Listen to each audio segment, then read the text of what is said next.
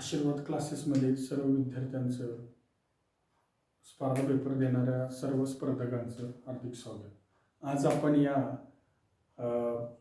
व्हिडिओमध्ये त्रिकोणी संख्या याविषयी माहिती घेणार आहोत।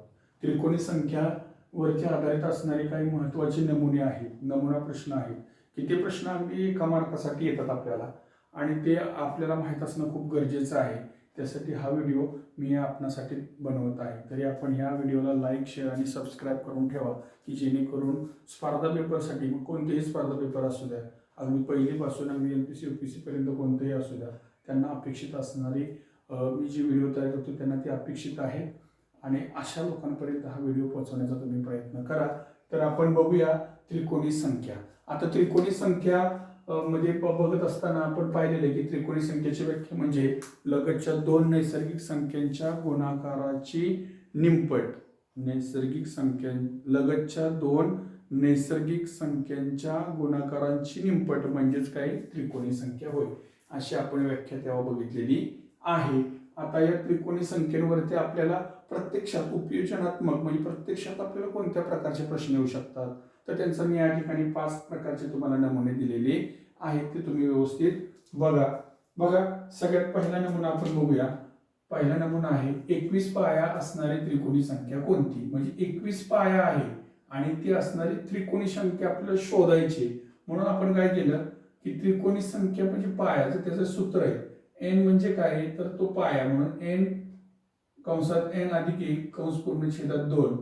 मग n म्हणजेच काय तर तो पाया, म्हणून 21 गुणिले 21 अधिक 1 बरोबर 22, 21 गुणिले 22 छेदात 2 2 के 2 11 गुणिले 22, 21 गुणिले 22 केलं की त्याचं उत्तर किती येतं 231 येतं। 231 म्हणजेच काय ही त्रिकोणी संख्या आहे। 231 म्हणजे किती 21 पाया असणाऱ्या संख्येचे 21 पाया असणारी जी त्रिकोणी संख्या आहे ती म्हणजे कोणती 231 ही त्रिकोणी संख्या आहे। त्याच्यानंतर पुढचा नमुना आहे बघा 171 या त्रिकोणी संख्येचा पाया किती। आता आपल्याला इथं पाया दिला असता आपण त्रिकोणी संख्या काढणे बघितलं। आता काय बघायचं आपल्याला त्रिकोणी संख्या दिली असता पाया काढणे आपल्याला बघायचं आहे। या ठिकाणी जो पाया आपल्याला काढायचा आहे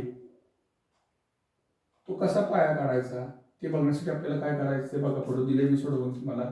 जो त्रिकोणी संख्या आहे त्या त्रिकोणी संख्येला गुणिले 2 करायचं, म्हणजे कोणतीही त्रिकोणी संख्या असू दे त्याला गुणिले 2 करायचं। जेव्हा जे उत्तर येतं म्हणजे आता 171 गुणिले 2 केलं तर किती येणार 342 येणार आहे। 342 हे जे उत्तर येतं त्याच्या आधीची वर्गसंख्या, मग 342 च्या अगोदरची कोणती वर्गसंख्या येते तर 324 येते। मग 324 ही कोणाची वर्गसंख्या आहे तर 18 ची, म्हणून 18 हा काय असणार आहे आपला त्या ठिकाणी 171 या संख्येचा पाया असणार आहे। अतिशय सोपं आहे, तुम्ही फक्त व्यवस्थित समजून घ्या आणि हा व्हिडिओ जास्तीत जास्त विद्यार्थ्यांपर्यंत, स्पर्धा पेपर देणाऱ्या मुलांपर्यंत, स्पर्धकांपर्यंत पोहोचवा आणि त्याला लाईक आणि शेअर करा। त्यानंतर पुढचा नमुना आहे 78 या त्रिकोणी संख्येच्या पुढील क्रमाने येणारी 7वी त्रिकोणी संख्या कोणती। आतापर्यंत आपण काय बघितलं, पाया दिला असता त्रिकोणी संख्या काढणे, त्रिकोणी संख्या दिली असता पाया काढणे। आता आपल्याला काय करायचंय तर एकाच नमुन्यामध्ये म्हणजे एकाच उदाहरणामध्ये त्रिकोणी संख्या पण दिलेली आणि त्याच्या पुढची पण आपल्याला येणारी 7वी त्रिकोणी संख्या शोधायची। म्हणजेच पहिल्यांदा काय करावं लागणार, जर त्रिकोणी संख्या दिली असता पाया काढणे ह्या सूत्रानुसारच आपण इथं खाली वापर करायचा आहे। 78 गुणिले 2 केले की 156 येतं। 156 च्या आधीची वर्गसंख्या 144, मग 144 ही कोणाची वर्गसंख्या 12, म्हणून पाया किती आला आपला 12 आला। मग आता आपल्याला काढायची काय तर त्या क्रमाने येणारी पुढची संख्या म्हणजे 78 या संख्येचा पाया किती 12 आहे। 78 या त्रिकोणी संख्येचा पाया किती 12 आणि पण 78 च्या नंतरची 7वी त्रिकोणी संख्या काढण्यासाठी आपण काय करायचं, हा जो पाया आलाय पाया अधिक येणारी पुढची त्रिकोणी संख्या ती अधिक करायची, म्हणजे 12 अधिक 7 बरोबर 19। मग आता 19 हा काय मिळाला आपल्याला जी संख्या मिळाली ते 19 च्या लगतची म्हणजे समोरची संख्या 20 आहे, म्हणून 19 गुणिले 20 छेदात 2 2 के 2 2 पंचे 10, 19 गुणिले 10 बरोबर 190, म्हणजे 190 ही काय असणार आहे 78 नंतर येणारी 7वी त्रिकोणी संख्या असणार आहे। त्यानंतर बघा चौथं उदाहरण आहे नमुना लगतच्या दोन त्रिकोणी संख्यांची बेरीज। 121 आहे तर लहान त्रिकोणी संख्या कोणती? प्रश्न नीट बघा, नमुना कसा विचारलाय. लगतच्या दोन त्रिकोणी संख्येची बेरीज 121 आहे तर लहान त्रिकोणी संख्या कोणती? आता या ठिकाणी आपल्याला काय काढायचे? लहान त्रिकोणी संख्या काढायची आहे. तर बघा या ठिकाणी काय, त्रिकोणी संख्येची बेरीज बरोबर मोठ्या संख्येचा पायाचा वर्ग. आता मोठ्या संख्येचा पायाचा वर्ग म्हणजे बऱ्यापैकी हे सूत्र आहे, म्हणजे लहान संख्या काढण्यासाठी आपल्याला मोठ्या संख्येचं काही ना काहीतरी दिलेलं असणार आहे.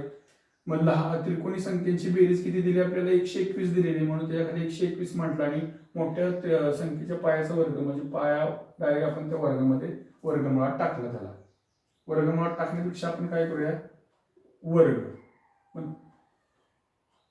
वर्ग संख्या. म्हणजे इथं काय होईल, जर दोन्ही बाजूचं वर्गमूळ काढायचं म्हटलं तर काय येणार आहे, पायाचा वर्ग जर निघून जाईल, पाया तसाच राहील आणि 121 चा वर्गमूळ काढलं तर ते 11 येईल. बरोबर, म्हणजे पाया बरोबर किती आला? 11 आला. म्हणजेच काय इथं लिहितो मी, पाया बरोबर 11. हे काय मिळालं आपल्याला? वरचं मिळालं इथलं. बरोबर, पाया बरोबर 11 इथलं मिळालं. मग पाया मिळालं, मग आपल्याला लहान पाया काढण्यासाठी हा मोठा पाया निघाला, मोठ्या पायाचा वर्ग निघाला. म्हणजे वर्ग संख्या बरोबर पायाला आपला 11. मग लहान पाया काढण्यासाठी आपण 11 वजा 1 केलं, म्हणजेच किती आलं आपलं? 10 आलं. म्हणजे मोठा पाया आणि लहान पाया यांचा गुणाकार केला, म्हणजे भागिले 2 केलं. बे 25 दाखले 55, म्हणजे लहान त्रिकोणी संख्या किती असणार आहे? 55 असणार आहे. हे जरा तुम्ही व्यवस्थित समजून घ्या आणि तुमच्या लक्षातही ठेवा.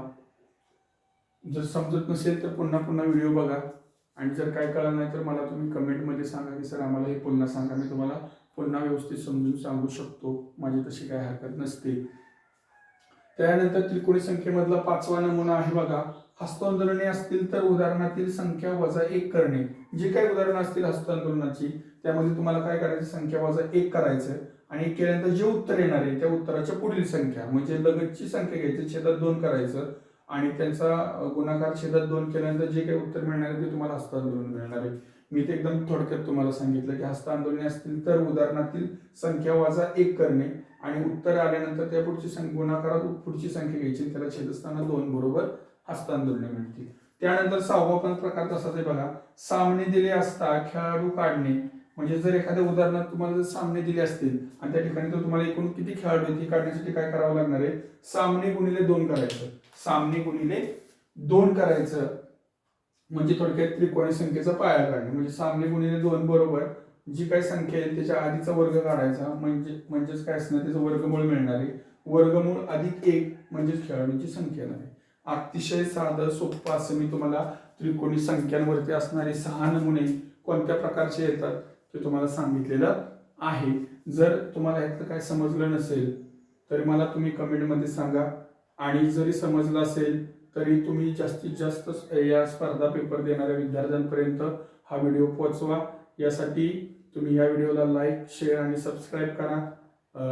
आणि नेक्स्ट व्हिडिओसाठी किंवा नेक्स्ट पार्ट तुम्हाला मी लगेचच किंवा पुढचा पाठाचा लगेचच तुम्हाला व्हिडिओ करून पाठवणार आहे. तरी तुम्ही सर्वांनी लाईक, शेअर आणि सबस्क्राईब करायला विसरू नका.